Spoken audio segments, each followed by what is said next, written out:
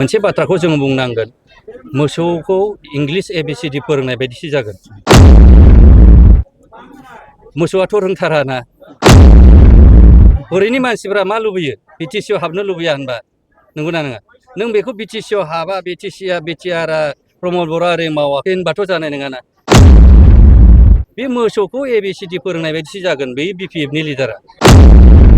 गोबांथा गामिया बिटिआर एकर्डजों हाबफाबाय दा एकर्डजों हाबफानाय लोगो लोगो सासे BPF नि MCLA आ थांनानै मोबिलाइज खालामदों खोनादों दा बेयाव नोंथाङा माबायदि फोरमायनो गोसो जायो?